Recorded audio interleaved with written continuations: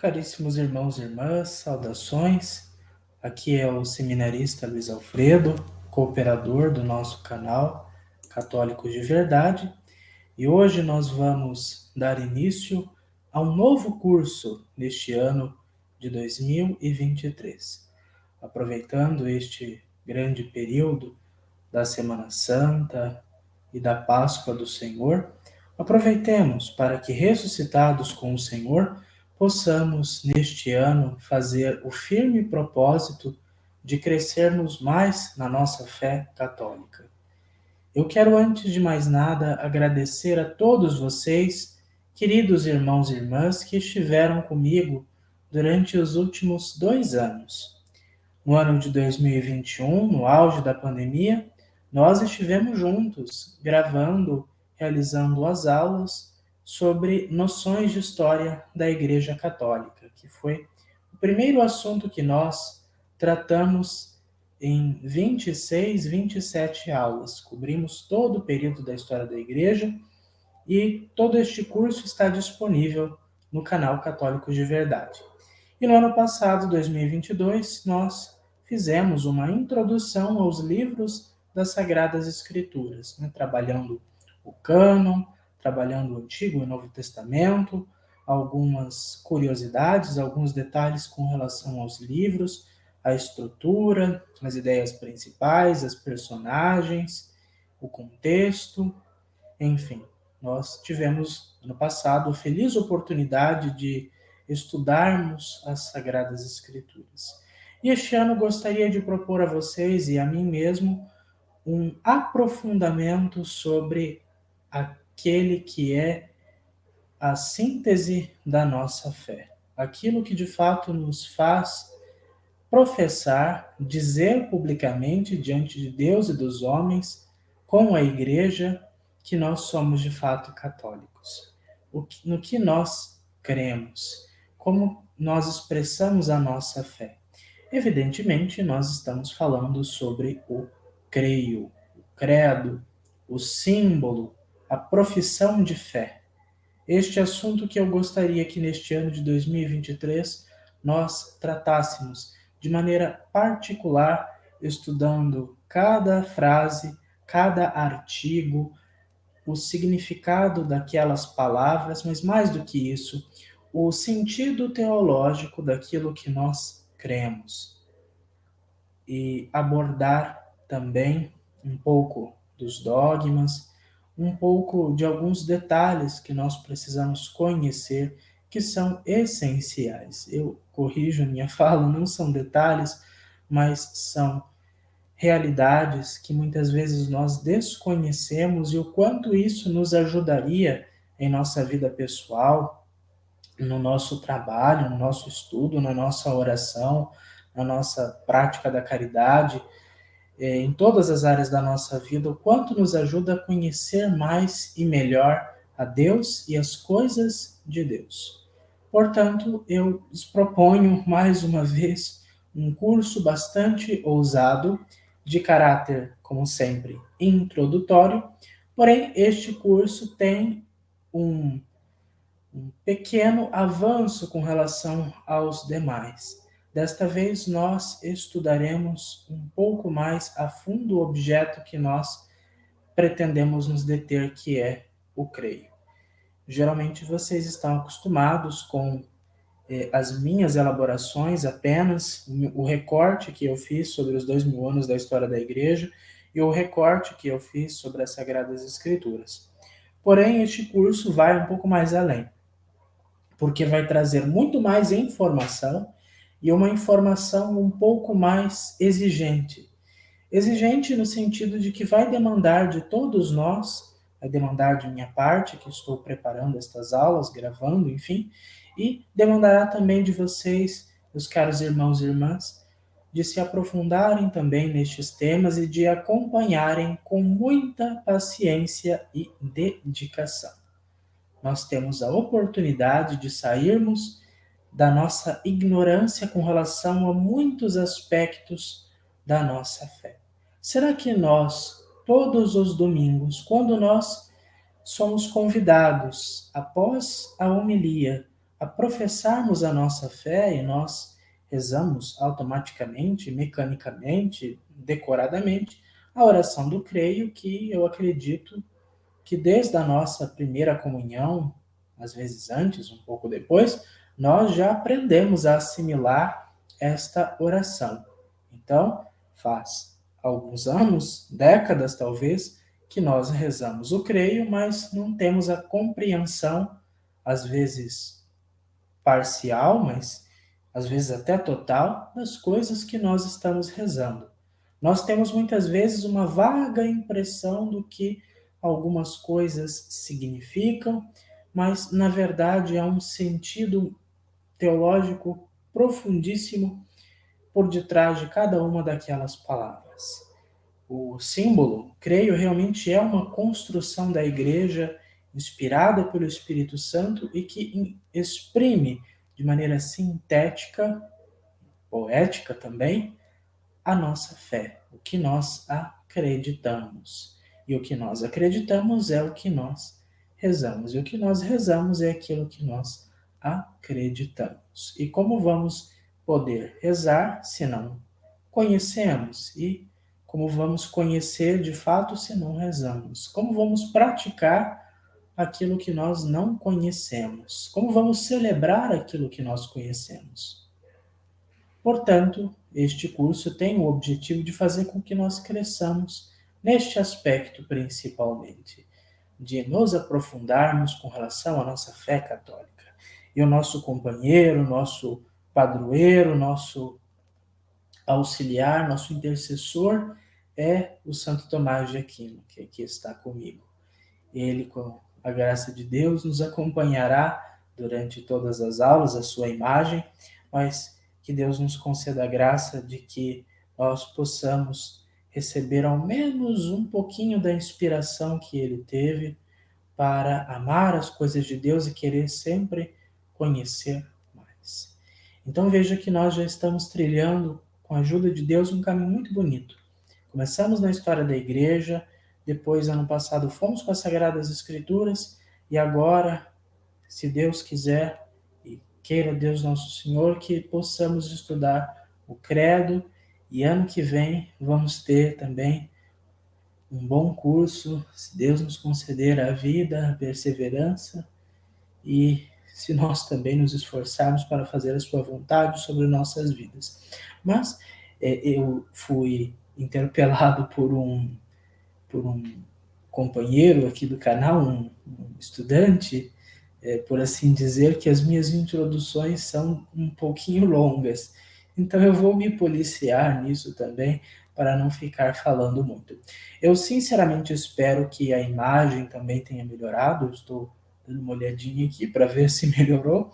Eu tenho a impressão que sim.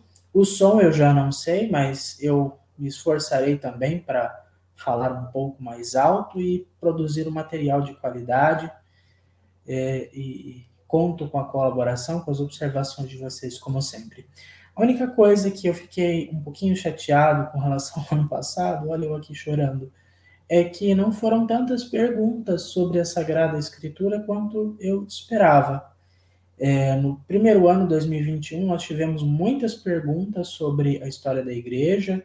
Até hoje eu vou lá nos vídeos e dou uma olhadinha, ver se tem uma pergunta, e vira e mexe, sempre tem uma questão nova, e isso me alegra bastante. Mas com relação à Bíblia, eu não percebi muito essa interação, esse interesse. Não sei se o curso não foi bom, enfim, não tive muito feedback. E isso é um pouco desanimador, mas não no sentido de que me desanima, é porque com isso eu não consigo me autoavaliar, ver o que eu preciso melhorar, se eu estou sendo claro, se eu estou sendo muito simplista ou complexo, enfim. Então, eu conto muito com as observações de vocês. Como vocês sabem, eu não sou nem profissional, nem um doutor, nem especialista em nada, nem mesmo em produção de conteúdo no YouTube. Deixo isso, o profissionalismo, para o meu companheiro, meu amigo Tiago, que é o dono deste canal. Eu sou só um cooperador que de vez em quando o ajuda, mas eu espero realmente que nós possamos fazer um curso melhor do que os outros dois que nós já fizemos. Melhor para nós mesmos, para as pessoas que estão ao nosso redor, mas tudo para servir e dar sempre maior glória a Deus. Eu também peço a compreensão de vocês, porque eu moro, evidentemente, no seminário e às vezes alguns barulhos, algumas coisas acabam acontecendo, pessoas falando, coisas batendo, alarme, vizinhas, etc. Então, que vocês possam me perdoar por isso. E, evidentemente, como nos outros cursos, é normal que nós comecemos mais entusiasmados e ao longo do tempo vamos ficando cansados, evidentemente, mas eu espero que isso não nos impeça de trilharmos um belo caminho de aprofundamento da nossa fé católica. E o quanto nós precisamos. E eu tenho visto que o Tiago tem insistido muito nesta linha de formação, trazendo pessoas muito capacitadas nas suas lives nos últimos tempos. E sabe, meus caros, é nisso que nós devemos focar a nossa atenção. Evidentemente, é muito importante nós estarmos por dentro do que está acontecendo no nosso meio católico, de ouvirmos as profecias, de, enfim, denunciarmos os erros, mas se nós ficarmos apenas nesse aspecto, nós corremos o risco de nos tornarmos polemistas vazios, de sermos pessoas com casca, mas sem um conteúdo lá dentro. Então, se nós não conhecemos a nossa própria fé, como é que nós vamos defendê-la? Nós vamos ser como Dom Quixote, empunhando uma lança sobre os moinhos. E, e não queremos isso, nós queremos de fato sermos guerreiros, sermos combatentes, de fato nós queremos dar as razões da nossa esperança, né, como nos ensina o apóstolo São Pedro. E para isso nós precisamos estar prontos. E como que nós vamos estar prontos? Estudando, lendo, refletindo, rezando, procurando colocar em prática as coisas que a gente aprende, enfim. Nisso nós nos tornamos verdadeiros guerreiros da fé. Não um cruzadinho de Facebook que fica falando mal do Papa, fala de crise na igreja, fala disso, daquilo, não faz nada, não busca conhecimento, não se informa, não transmite isso ao próximo, mas só fica problematizando as coisas, reclamando das coisas e não coloca a mão na massa. Mas nós queremos colocar a mão na massa. Queremos, de fato, saber para amarmos mais e para servirmos melhor. Este é o nosso objetivo. Cada um no seu lugar. Eu aqui, com a graça de Deus, na formação presbiteral, vocês aí nas suas famílias, nas suas casas, nos seus trabalhos, nos seus ambientes de estudo, nas suas paróquias.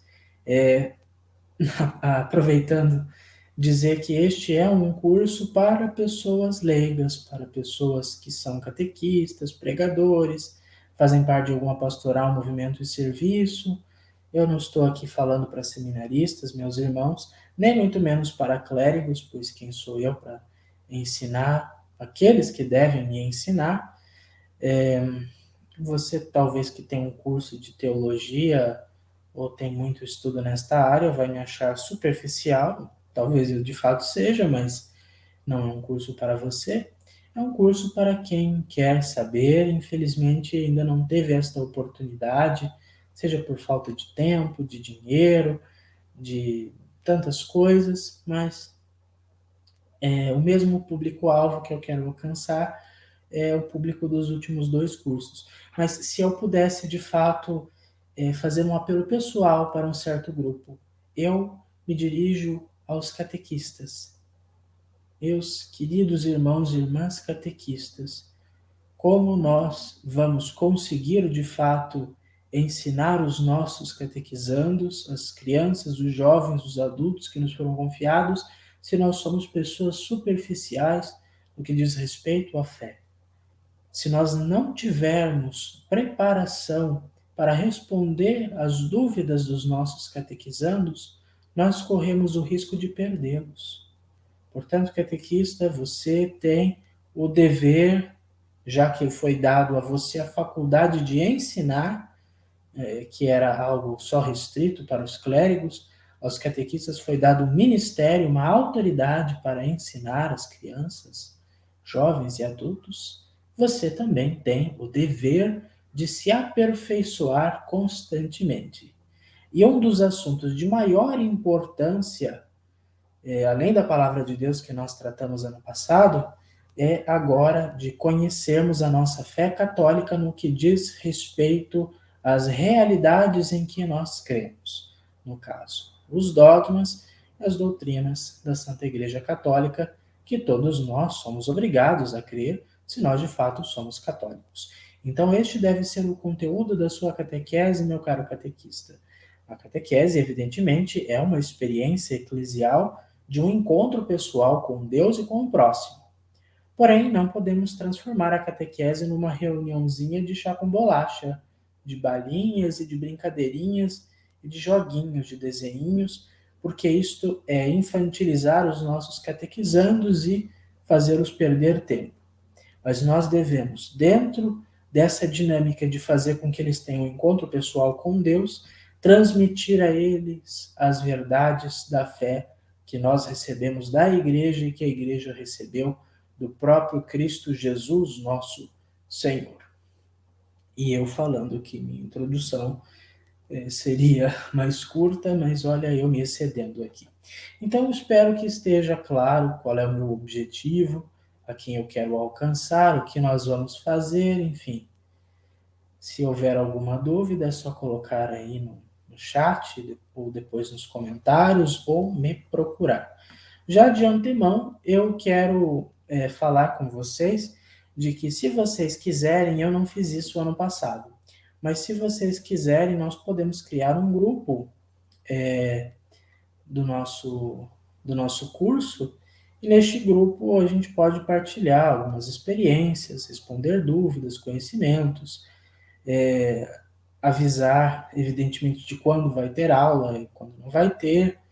Eu vou tentar, o máximo possível, ser fiel em postar estes vídeos semanalmente, mas a vida de seminarista não é inteiramente controlada por ele mesmo, então pode ser que eu vá falhar algumas vezes, como falhei ano passado e no ano anterior. Mas, de qualquer forma, o nosso objetivo é chegarmos a 20 aulas. Então, veja que nós vamos fazer um pouquinho menos de aulas do que nós fizemos antes, mas eu acredito que nós vamos dar conta disso. Se por acaso houver algum problema de ordem metodológica, de conteúdo, que a gente precise dividir, fazer mais uma aula, enfim, isso será previamente comunicado. Bom, tendo dito isso, então vamos direto ao ponto, que é nos introduzirmos ao assunto. Eu já fiz as considerações iniciais de quase 20 minutos, mas agora vamos direto ao ponto: apresentação do curso e o que é o símbolo da fé.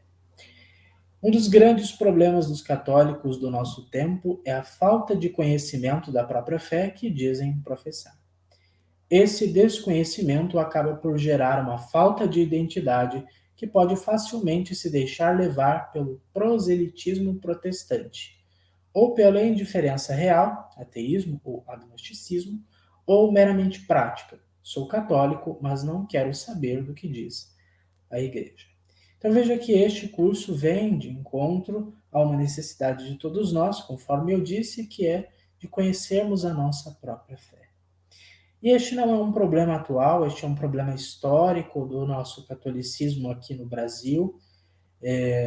Histórico porque nós tivemos durante muitos séculos, no período colonial e com o Império e no começo da nossa República, até não muito tempo atrás, uma grande escassez de padres, uma formação do clero secular, do clero diocesano bastante complicada, porque não havia muitos seminários, enfim, tinham que concentrar vários seminaristas de estados, de lugares distantes em um seminário só. Havia alguma resistência com relação ao currículo, e a aplicação do Concílio de Trento demorou muito para acontecer no nosso país. Isso gerou uma defasagem no clero, e uma defasagem no clero, evidentemente, gera uma defasagem no povo. A formação que o nosso povo tem foi, claro que desde o concílio para cá não, mas antes disso, uma formação dada pelo clero regular, que tinha como maior preocupação fortalecer as devoções populares, né, porque era difícil o acesso, não haviam tantos padres assim, né, mesmo entre os regulares, os religiosos, e se rezavam poucas missas assim nos lugares, porque eram de difícil acesso, enfim, aquela história que nossos pais e avós muitas vezes nos contam.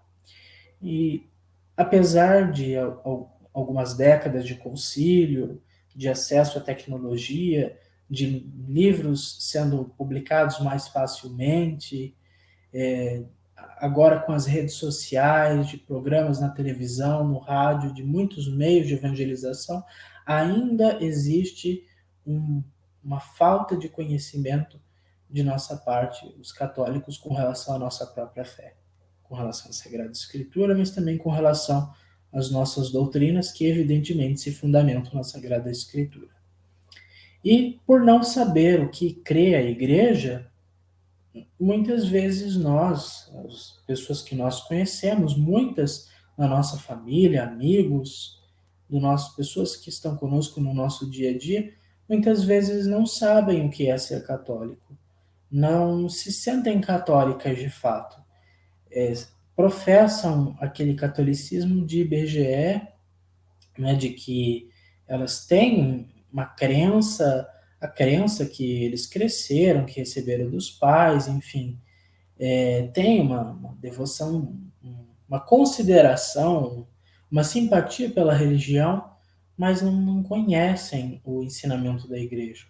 E aqui nós não estamos falando daquelas pessoas muito humildes que não conseguem de fato dar esse passo, mas aqui estamos falando de pessoas com certo esclarecimento, pessoas escolarizadas, pessoas que às vezes até têm um diploma universitário e são mestres, doutores, ou pessoas muito bem instruídas, mas que, e mesmo sendo católicas, não têm um conhecimento mínimo, básico da própria fé, e acabam falando muita bobagem, reproduzindo muita bobagem, enfim, falta conhecimento até mesmo para as pessoas mais instruídas com relação à nossa fé. E uma das fraquezas que isso gera, falta de conhecimento, de identidade católica, de prática católica de fato, é uma certa facilidade dessas pessoas serem seduzidas pelo proselitismo protestante, ou seja, por aquele pastor que vai na tua casa, vê a tua situação, reza por você, acaba te chamando para ir na igreja dele, várias pessoas daquela igreja te visitam, ou muitas vezes alguém te entrega uma revista, um panfletinho, alguma coisa, te dá uma Bíblia, às vezes te dá até um curso bíblico, e chama você para ir na igreja dela, insiste, e você que cresceu no lar católico, com seu pai, com sua mãe, seus irmãos, seus avós, ia na igreja sempre com a família, às vezes casou na igreja, batizou os filhos,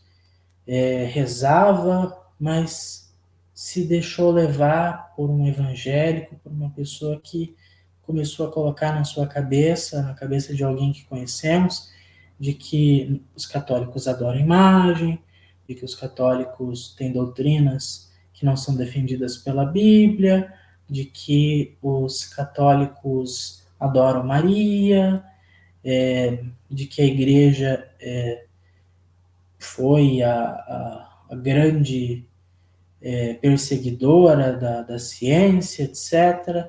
Nós nos deixamos levar por essas falsas propagandas, Aqui eu não estou condenando essas pessoas, porque talvez elas só reproduzam aquilo que foi dado a elas sem uma consciência muito crítica. E, enfim, muitas vezes, muitas pessoas que conhecemos eram católicos de fervor, mas se deixaram levar porque não tinham uma formação sólida, um conhecimento sobre a sua própria fé.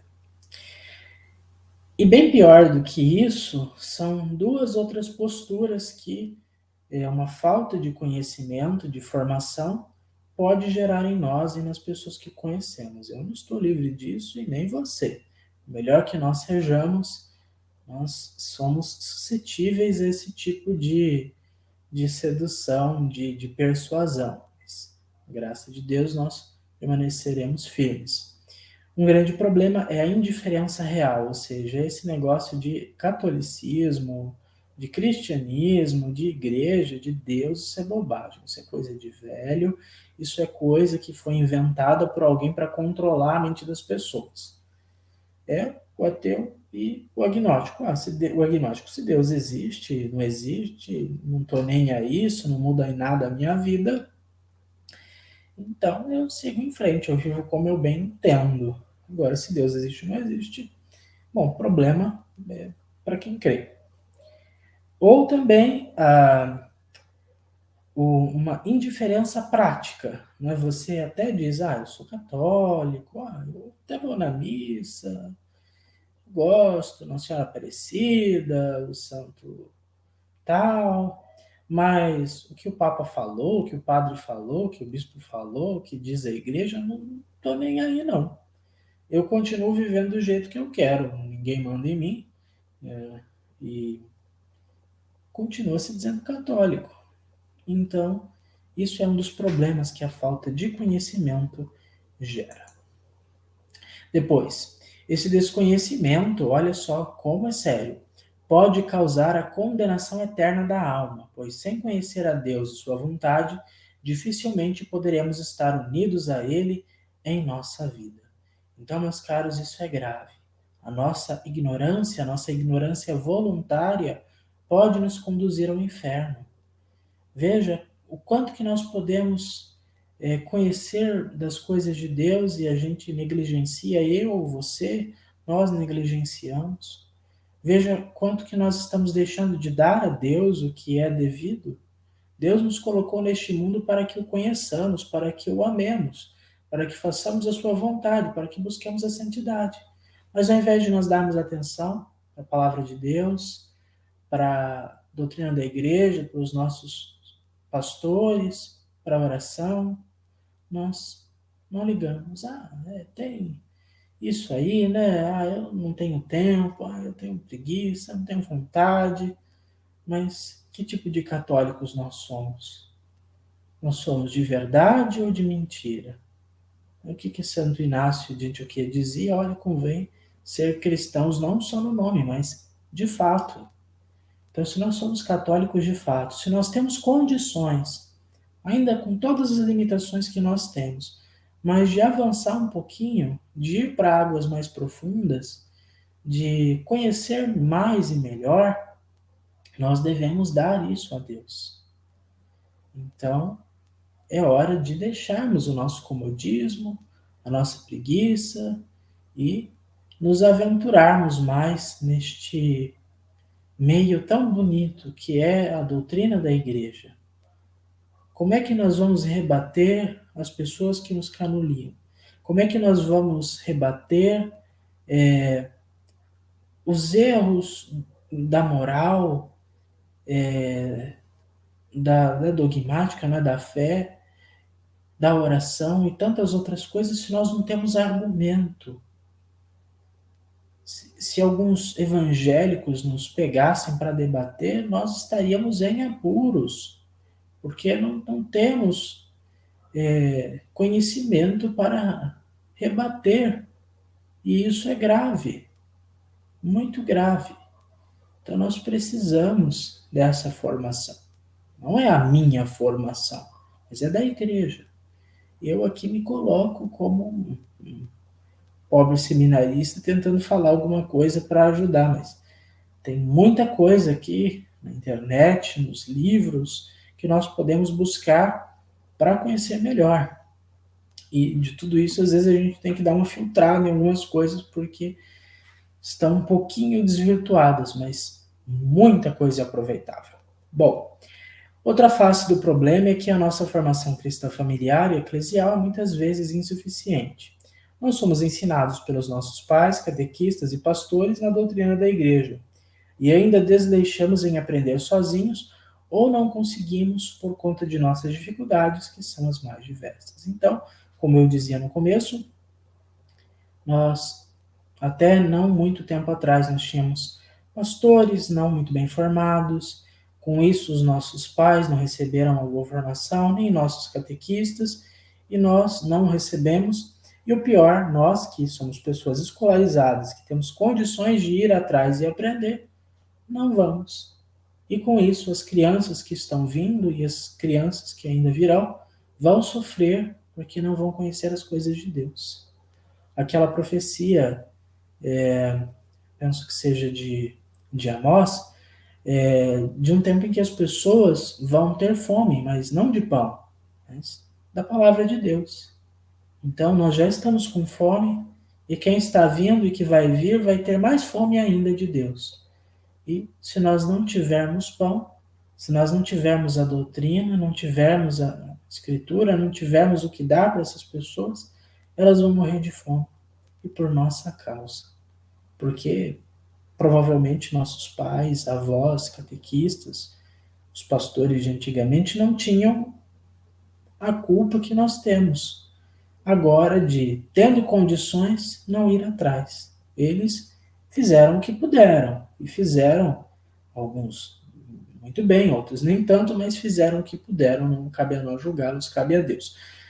Mas nós, agora é a nossa vez de fazermos a nossa parte pela nossa geração e pelas próximas gerações. De, com todos os nossos recursos e condições, de nos formarmos melhor e de transmitirmos bem a doutrina da igreja, de colaborarmos com os nossos pastores nisso, jamais tomar o lugar deles, mas de sermos colaboradores da maneira em que pudermos. Então, este curso relativamente breve, de 20 horas, espero que sejam 20 horas, mas pelo menos são 20 aulas, pretende realizar um estudo básico sobre o símbolo da fé católica, que é a síntese de tudo quanto foi revelado por Deus e devemos crer para a nossa salvação, conforme nos ensina a Santa Igreja. Então, o que é o creio? O que é o símbolo? O que é a oração que nós rezamos na missa, depois da homilia? É a síntese do que foi revelado por Deus e que devemos crer para a nossa salvação, conforme a Igreja ensina. Então, nada no símbolo é desnecessário. Tudo que está no símbolo, tudo que está no creio, serve para que nós, crendo naquilo, possamos nos aproximar de Deus, que é a nossa salvação. E por que crer? Porque Deus revelou a sua igreja e a igreja transmite a nós o que recebeu do próprio Senhor. Entendido? Então, o creio é a grande síntese da fé. Uma síntese pedagógica, poética, mas altamente teológica, com muitos pormenores que nós queremos estudar brevemente, porque não é um curso de teologia, nem um curso de teologia dogmática. Vamos ver o porquê, o que é isso, mas um estudo que nos vai clarear muita coisa. Aliás, eu já faz uns 10 anos que eu tive uma primeira formação sobre o creio, acho que foi faz um pouco mais tempo que isso, mas enfim. E essa formação me abriu os olhos da fé. Meu Deus, como a igreja é rica, quanta coisa ela tem a ensinar, que universo que é o catolicismo, que é a escritura, que é a tradição, que é o magistério, são as doutrinas, são os teólogos, o senso dos fiéis, a liturgia, as leis da igreja, enfim, que universo maravilhoso. Então talvez esta seja a oportunidade de você, assim como e eu ainda preciso, de ter um despertar, de abrir os olhos, de cair as escamas dos seus olhos, dos meus olhos e olhar, meu Deus, que coisa magnífica. Se as coisas de Deus, as coisas que se falam de Deus são tão lindas, imagina Deus mesmo. Então, estudar a doutrina da igreja é como se a gente fizesse uma degustação do que é Deus. Então, se já essas coisas são maravilhosas, imagina Deus mesmo. E estas coisas são parte do caminho para Deus. Então, nós queremos estar com Deus, nós queremos viver com Ele no céu. E este é um passo, um dos passos que nós precisamos dar. Saber quem é Deus, o que Ele quer, o que nós precisamos fazer. Isso é básico. Não vamos sair daqui doutores, não vamos sair daqui especialistas, teólogos, mas vamos sair daqui pessoas mais esclarecidas e dispostas a ir além, a conhecer mais.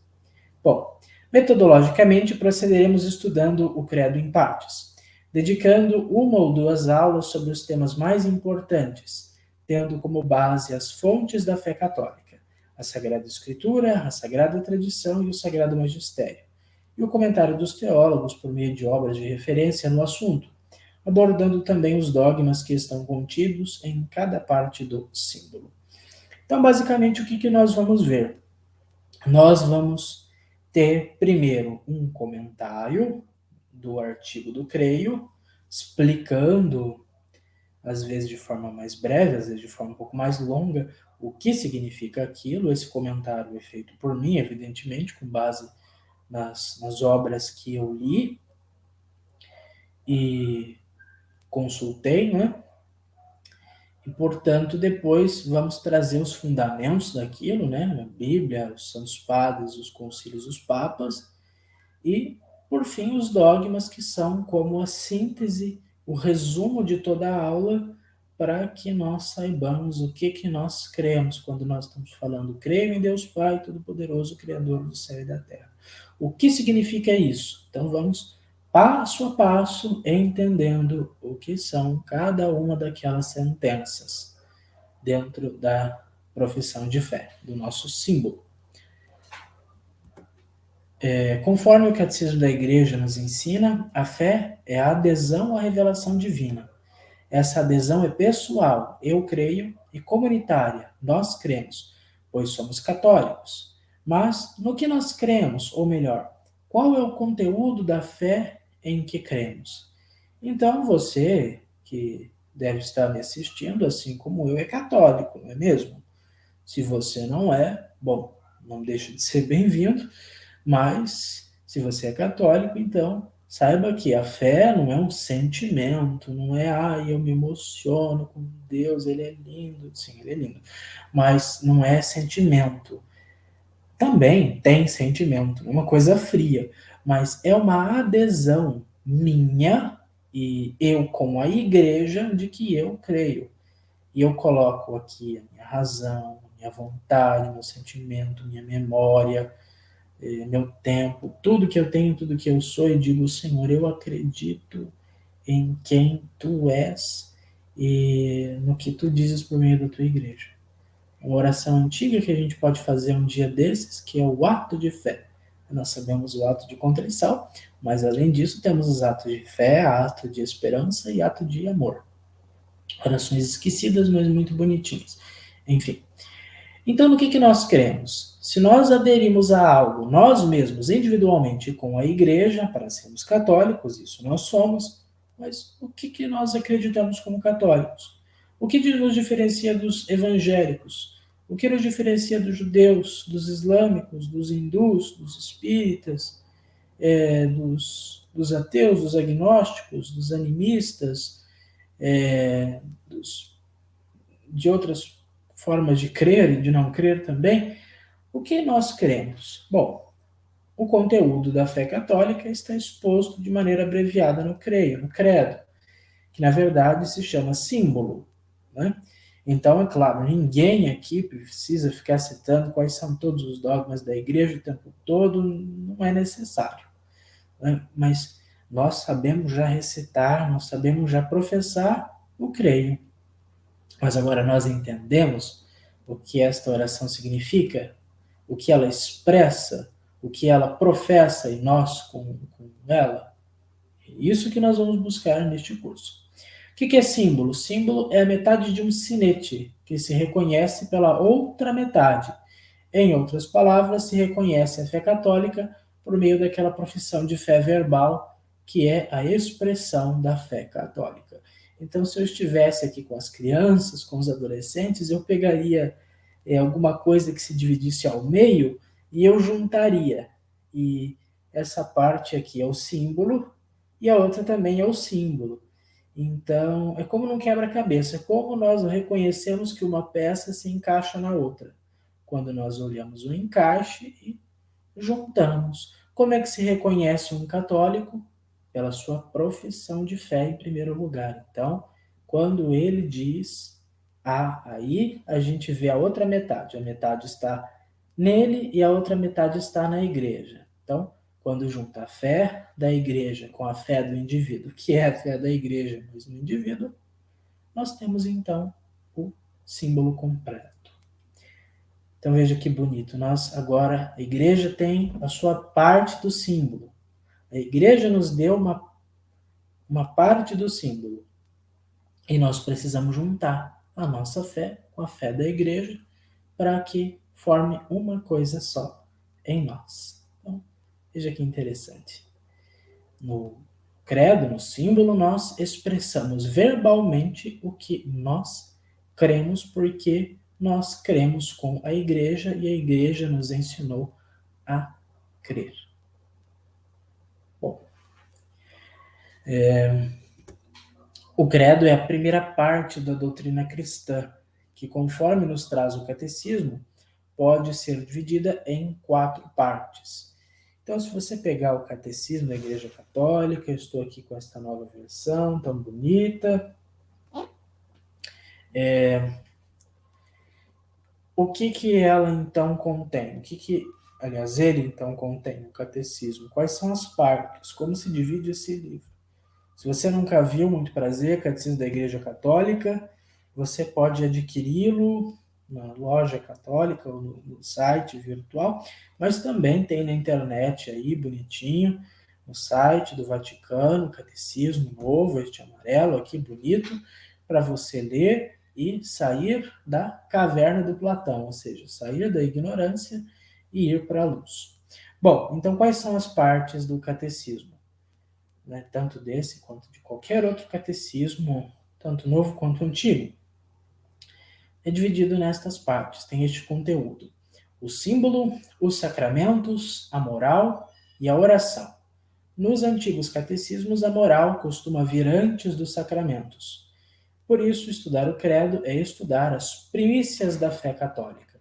Então, basicamente, o que nós vamos estudar? Se nós fôssemos acompanhar somente pelo catecismo, se nós fôssemos ler os números, enfim, ou fazer um resumo geral dos números do catecismo, que não é o nosso objetivo, nós trabalhamos com mais fontes, mas nós lidaríamos então com a primeira parte e daríamos uma arranhadinha na segunda, né, que é dos sacramentos. Mas o nosso foco aqui é a primeira parte, de tratarmos sobre o símbolo em seus 12 artigos, no tratar das doutrinas, dos dogmas que ele contém, que são a base da nossa fé.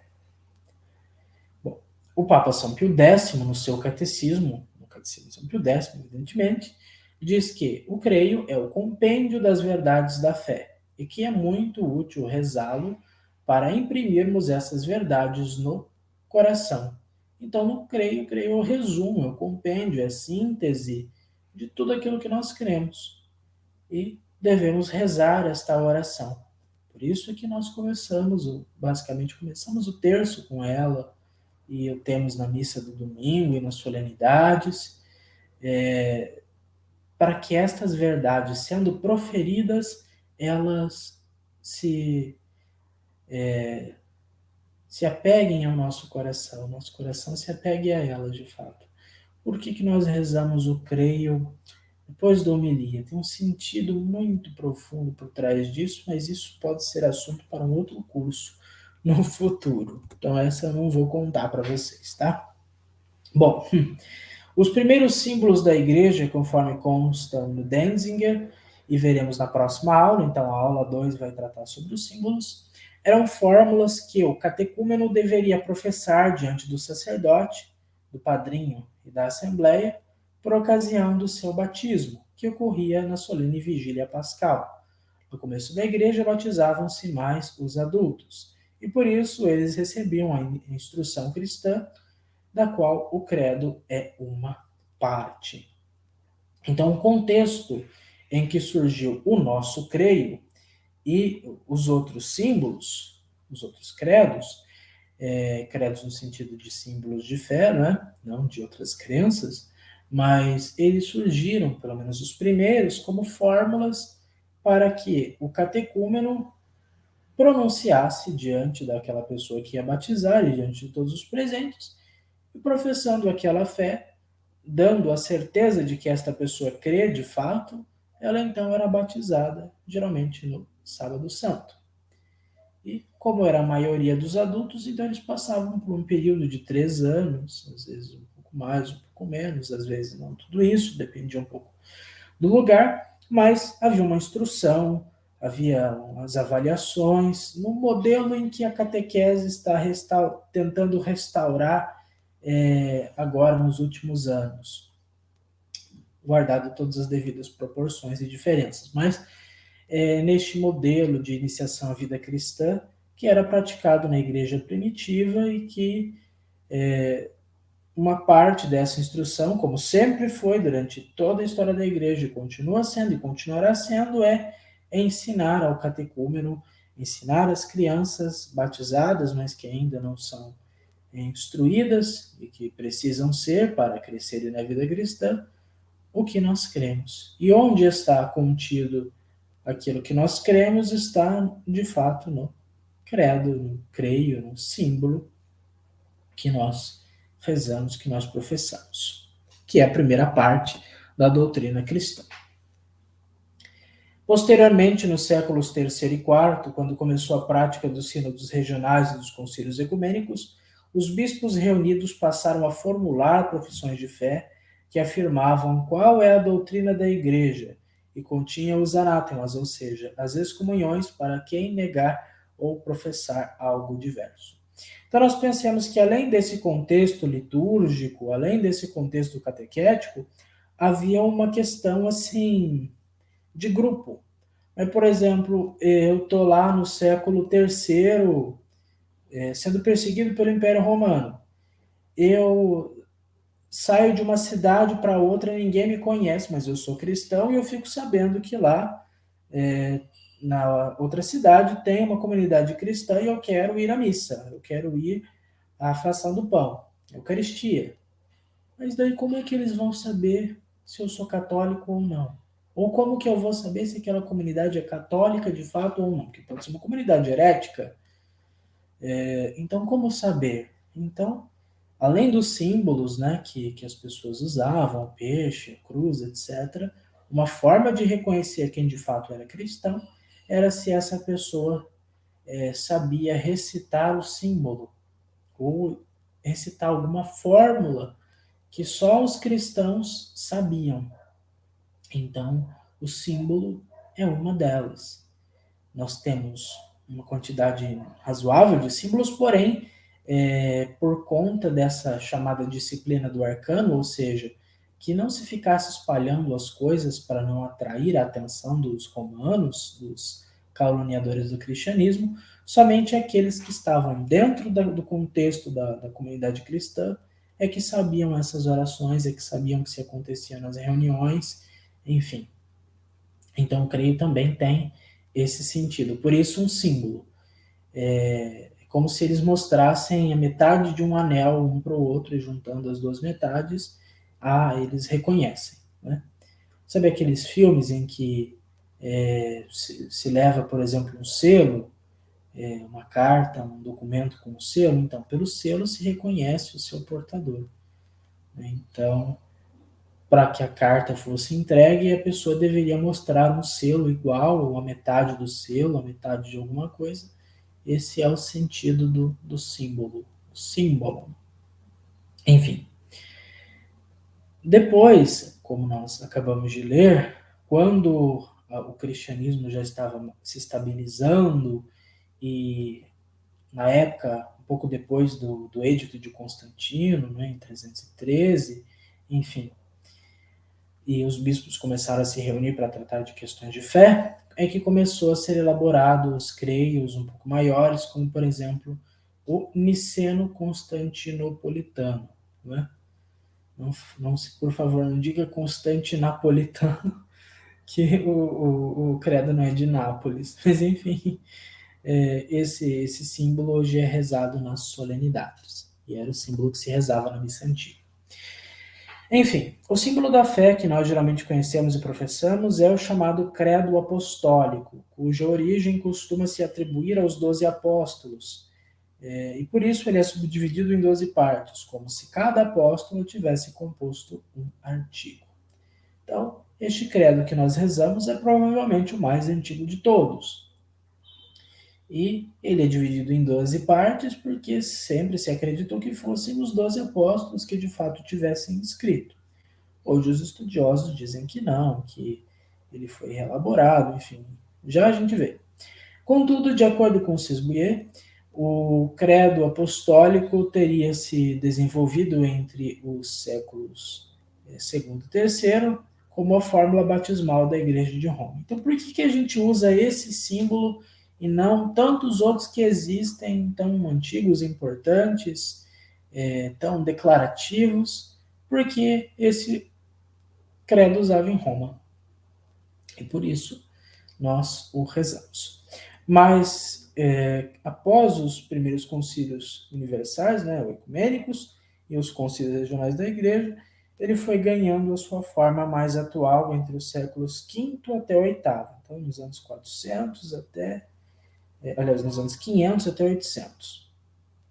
Mas não constava na liturgia da missa até o século XI, mas foi resgatado com a missa de Paulo VI. Então, quando a gente fala de história da missa, até o primeiro milênio, ainda não se tinha o costume de rezar o símbolo, pelo menos não no Oriente, no Ocidente, aliás, durante a missa. Mas depois, no segundo milênio, esse costume passou a vigorar, e o que era rezado era o símbolo niceno-constantinopolitano. O símbolo apostólico geralmente era rezado na recitação do terço, mas não era rezado na missa. Isso a gente estudando um pouco a história da missa, liturgia, um dia, quem sabe, a gente entende melhor. Bom, o Catecismo de São Pio V, né, o Catecismo Romano, o Catecismo do Concílio de Trento, ensina que os apóstolos compuseram o credo a fim de preservar a unidade da fé, mas também, como uma senha, um meio de distinguir os irmãos daqueles que são os falsos. Isso eu já expliquei. Então, quando nós dizemos, quando São Paulo diz que nós temos uma só fé, um só batismo, o credo é uma expressão dessa unidade na fé, nos sacramentos, na oração, na moral, nos pastores, em relação a Deus, enfim. O símbolo apostólico, dada a sua simplicidade e origem tradicional, é utilizado atualmente na liturgia e na catequese, como uma referência para a profissão de fé e o estudo da doutrina. Então, por que o credo foi resgatado? Uma das razões é que ele é simples, ele é antigo e ele é muito útil como uma fórmula para a gente expressar a nossa fé e também para ensinar depois a doutrina cristã. Se a sua catequese, assim como a minha, não teve nada assim sobre o creio, a gente só aprendeu a rezar, mas nunca nos explicaram quase nada do que essa oração contém, então nós precisamos de uma reciclagem na nossa catequese, de uma atualização. Este curso tem essa intenção. Talvez seja muito audaciosa, mas estamos aqui, todos nós, para aprendermos mais. Por isso é que os catecismos de Trento, Pio X e de João Paulo II, bem como outros clássicos e atuais, usam o credo apostólico como base para desenvolverem sua exposição sobre o conteúdo objetivo das verdades da fé. E cada um deles utiliza a subdivisão do credo em 12 artigos de fé. Então, se nós analisarmos os 3 grandes catecismos, o romano, o de São Pio X e o de São João Paulo II, que é esse amarelo, todos eles trabalham o credo apostólico. Por quê? Porque ele, sendo facilmente dividido em 12 artigos, embora é possível dividir niceno, constantinopolitano também é 12, mas ele é mais breve, ele é mais sintético, ele é mais fácil de ser assimilado, por isso, então, ele é usado como a base sobre a qual se desenvolve uma explicação da doutrina cristã, aliás, do símbolo da fé, da dogmática, daquilo que nós devemos crer enquanto pontos de fé, por parte dos catecismos e da teologia em si. Né? E veja só, pasmem, que até os protestantes tradicionais, como os luteranos, calvinistas, anglicanos, batistas, recebem o credo apostólico, recebem o credo niceno-constantinopolitano, recebem o credo de Santo Atanásio, como fórmulas apropriadas, uma fórmula eclesiástica apropriada à fé. Mas como é que eles rezam, então? Creio na Santa Igreja Católica. Eles dão uma mudadinha, falam que é a Santa Igreja Cristã, mas de resto eles assumem todo o símbolo dos apóstolos como uma fórmula autêntica de expressão da fé. Então, o credo apostólico está certíssimo, é nisso que nós cremos mesmo. Dizem até os protestantes. E às vezes eles conhecem melhor o credo do que nós, sendo que o credo é nosso e eles pegaram emprestado para eles. Mas enfim, o símbolo apostólico pode ser dividido em 3 partes. Creio em Deus Pai, primeiro artigo. Creio no Filho, Deus Filho, né? Os artigos 2 a 7. E creio no Espírito Santo, os artigos 8 a 12. Né? Creio em Deus Pai, creio em Deus Filho, creio em Deus Espírito Santo. E os 12 artigos são, vamos rezar o creio então, creio em Deus Padre, ou Pai, Todo-Poderoso, Criador do céu e da terra. O segundo artigo, e em Jesus Cristo, um só seu Filho, nosso Senhor. Aqui eu peguei uma tradução de Portugal, tá? Qual foi concebido pelo poder do Espírito Santo, nasceu de Maria Virgem. Terceiro artigo, padeceu sob o poder de Pôncio Pilatos, foi crucificado, morto e sepultado. O quarto, desceu aos infernos, ao terceiro dia ressurgiu dos mortos. O quinto, subiu ao céu, está sentado à direita de Deus Padre Todo-Poderoso. O sexto, de onde há de vir a julgar os vivos e os mortos. O sétimo, creio no Espírito Santo. O oitavo, da Santa Igreja Católica na comunhão dos santos. O nono, na remissão dos pecados. O décimo, na ressurreição da carne. O 11º, e na vida eterna. Amém. O 12º artigo. Então, interessante. Vocês já conheciam essa divisão? Se não conheciam, sejam muito bem apresentados a ela, porque nós vamos depender dessa estrutura, assim como os catecismos e os manuais mais antigos, os novos nem tanto, mas vamos usar isso para estudarmos e vamos precisar ter essa ordem muito clara na nossa cabeça. Tá? Então, essa é uma das primeiras coisas que a gente tem que aprender. Aprender o que é o símbolo, aprender a origem do símbolo e aprender quais são as 12 partes do nosso credo apostólico. Beleza? Aprendendo essas 3 coisas hoje, nós sairemos muito mais esclarecidos. Uma observação que eu faço é que, em virtude da extensão dos artigos 1, 3, 8 e 9, eles serão tratados em 2 aulas. Mas antes convém que conheçamos os demais símbolos e entendamos a questão dos dogmas e também as fontes da fé católica para então ir ao credo. Então, nas aulas 2 e 3, nós não vamos direto ao ponto. Nós não vamos começar estudando creio em Deus Pai Todo-Poderoso. Mas nós começaremos a estudar na aula que vem os símbolos e depois as fontes da fé católica, entender o que é isso, para só depois irmos ao símbolo a partir da aula 3, aliás, 4, no artigo 1. O artigo 1 é crer em Deus Pai Todo-Poderoso, Criador do céu e da terra. O artigo 3 é vamos voltar lá, que foi concebido pelo poder do Espírito Santo, nasceu da Virgem Maria, e o artigo 8 é: creio no Espírito Santo, e o 9, creio na Santa Igreja Católica. Evidentemente, é muita coisa a se falar sobre a Santíssima Trindade e sobre a Igreja. Então, nós vamos precisar de pelo menos 2 aulas para cada um desses assuntos. Os outros nós temos condições de tratá-los em uma aula ou em, às vezes, uma aula é a continuação da outra. Tá certo? Então, tenhamos isso em mente. Agora, para concluir, nós passamos um pouquinho de 1 hora, eu prometo que a gente não vai mais do que isso. Outro ponto que é importante ressaltarmos é que estudaremos apenas a primeira parte do catecismo ou da doutrina cristã, que se subdivide em 4 partes, a saber, o credo, os sacramentos, a moral e a oração, que antigamente o credo seguia-se a moral, os sacramentos e a oração com meios de santificação, isto eu repito para enfatizar, que continham também uma exposição pastoral sobre a prática. A gente vai ter oportunidade de dar uma folhadinha depois no Catecismo de São Pio X, no Catecismo Romano, para nós observarmos algumas diferenças que tem com o nosso catecismo atual. Mas isso não quer dizer que seja melhor ou pior, enfim, cada um tem o seu valor, mas nós precisamos conhecer e aproveitar os 3, e também a didaqué. Bom, os conhecimentos que adquiriremos estão diretamente relacionados à teologia dogmática, que é um dos ramos da teologia, que é a disciplina que estuda Deus enquanto objeto de fé revelada, baseada nas fontes e o que a ele se relaciona.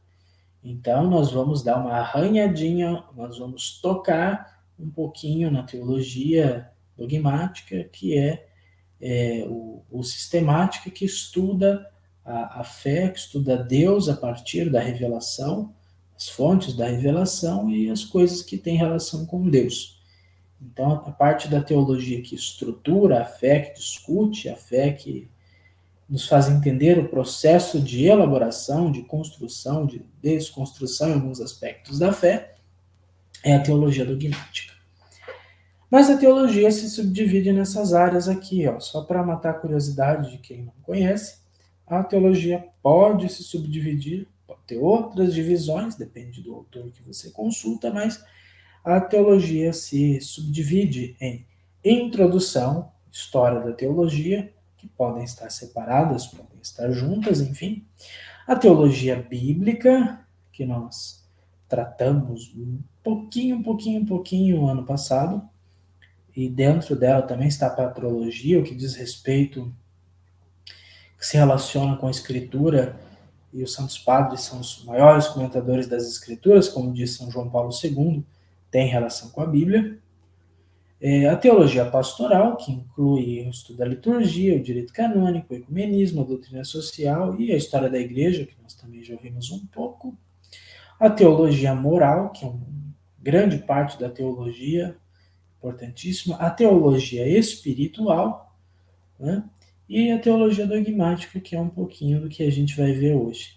Então veja só que interessante o quanto que nós estamos engatinhando ainda.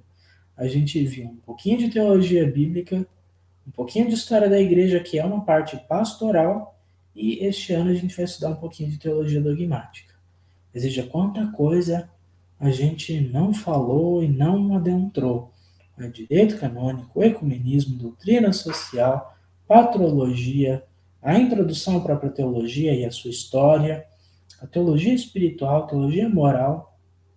Olha quanta coisa ficou de fora. Mas enfim, eu penso que nós já tenhamos, quem assistiu os 2 cursos anteriores tem condições de dar passos a mais dentro desse curso. Agora de teologia, não é um curso de teologia dogmática, não, mas tem alguns elementos da sistemática que estarão presentes no nosso estudo do creio. Por que ela é chamada desse jeito? Porque ela trata da teologia como um sistema elaborado racionalmente em um elenco de conteúdos. Ou seja, a gente não fica, como o pessoal pensa que a teologia é, ai, Deus é lindo, Deus é maravilhoso, vamos rezar, enfim. Não é isso teologia, é uma ciência. Essa é a prática. Claro, teologia se faz de joelhos, né? Mas o fazer teológico, ele é uma ciência, então, portanto, ele tem um discurso racional que exige uma elaboração e que exige uma compreensão, um esforço intelectual, porque é algo inteligível, é algo racional, não é simplesmente era uma vez um Deus, não é isso não, é ciência.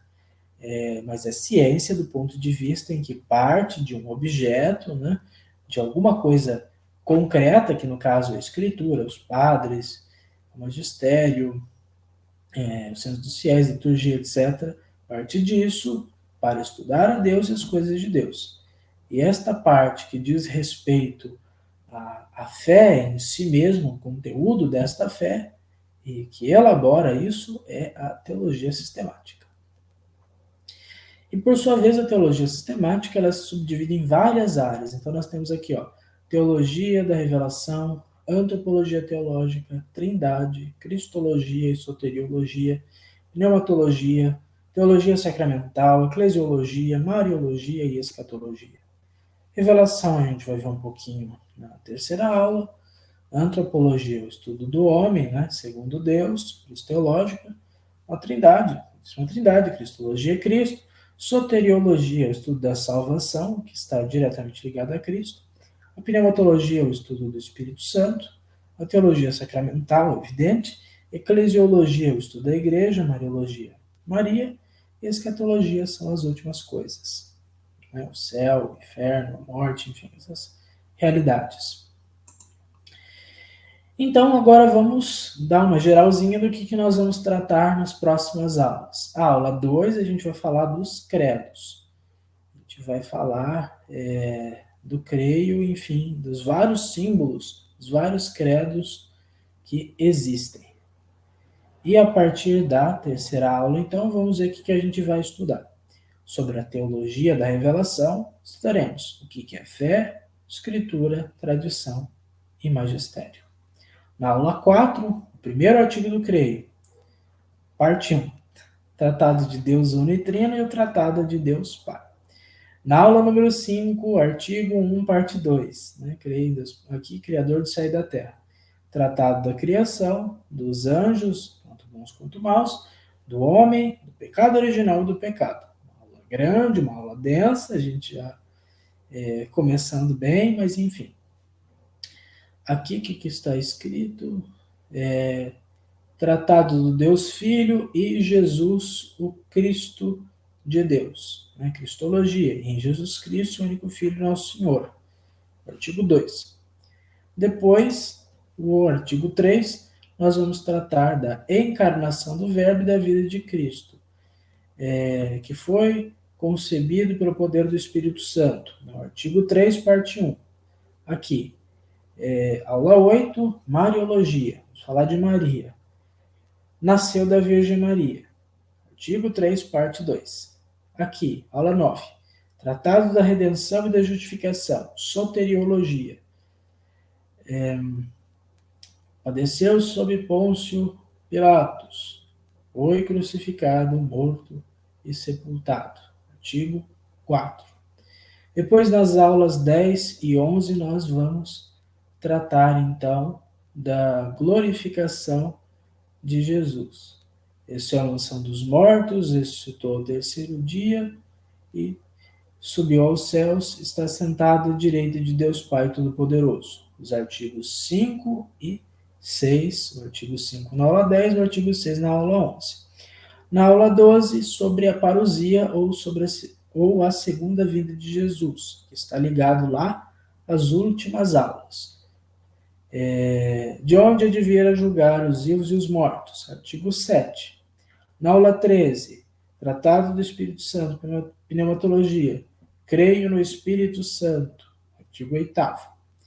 Depois, nós vamos em duas partes, né? Creio no Espírito Santo e aqui, como um complemento, o Tratado da Graça. E a graça está ligada àquilo que nós vimos na aula 5, né, falando do homem, do pecado, nós vamos dar a contraposição disso, e na aula 9, em que nós vamos tratar sobre Jesus Cristo, porque a graça vem por meio de nosso Senhor Jesus Cristo. Na aula 15, o Tratado da Igreja, vamos falar de eclesiologia, um pouquinho, a origem e a missão da Igreja. Creio na Santa Igreja Católica. Então, o artigo, esse aqui é o artigo 8, parte 1, né? Não, 9, parte 1, né? E agora o artigo 9, parte 2, continuação da eclesiologia, fala da constituição e da finalidade da Igreja. Creio na comunhão dos santos. Aqui o artigo 10, falar sobre os 7 sacramentos, teologia sacramental. Creio na remissão dos pecados, o artigo 10º. E por fim, tratado sobre as últimas coisas, a escatologia, vamos tratar dos artigos 11 e 12, na ressurreição da carne e na vida eterna. E a última aula de todas, então, é dar a bibliografia do curso, né, sobre o creio, sobre a doutrina e sobre a teologia dogmática, para quem quiser avançar mais. E com isso, então, nós concluiremos o nosso curso, sabe lá Deus quando, mas este ano ainda, se Deus quiser. Muito bem, então, era isso que eu gostaria de tratar com vocês, meus caros irmãos e irmãs. Vamos fazer uma oração para concluir esta nossa aula, que passou um pouquinho do que eu havia previsto, mas tenhamos todos paciência, estamos só no começo, e eu conto muitíssimo com vocês. Por isso, curtam, se inscrevam no canal, comentem, compartilhem, ative o sininho das notificações, interaja lá na comunidade do grupo, do canal, né, quando tiver aula. E se vocês quiserem, vamos criar um grupo. Vocês deixam aí o número de vocês para a gente criar um grupo, então, e a gente poder se aprofundar nessas questões, isso se vocês quiserem. Mas vamos então rezar, pedindo a graça de Deus sobre nós. Em nome do Pai, do Filho e do Espírito Santo. Amém. Pai nosso que estais nos céus, santificado seja o vosso nome. Venha a nós o vosso reino, seja feita a vossa vontade, assim na terra como no céu. O pão nosso de cada dia nos dai hoje, perdoai-nos as nossas ofensas, assim como nós perdoamos a quem nos tem ofendido. E não nos deixeis cair em tentação, mas livrai-nos do mal. Amém. Ave Maria, cheia de graça, o Senhor é convosco, bendita sois vós entre as mulheres, e bendito é o fruto do vosso ventre, Jesus. Santa Maria, Mãe de Deus, rogai por nós, pecadores, agora e na hora de nossa morte. Amém. Glória ao Pai, ao Filho e ao Espírito Santo, como era no princípio, agora e sempre. Amém. Maria, sede da sabedoria, rogai por nós. São Tomás de Aquino, rogai por nós. Eu agradeço, então, pela audiência, pela atenção de todos vocês. Estaremos de volta na próxima semana, se Deus assim quiser. E vamos com tudo para começar este novo curso com a graça de Deus. E fiquem com Deus nosso Senhor. Amém.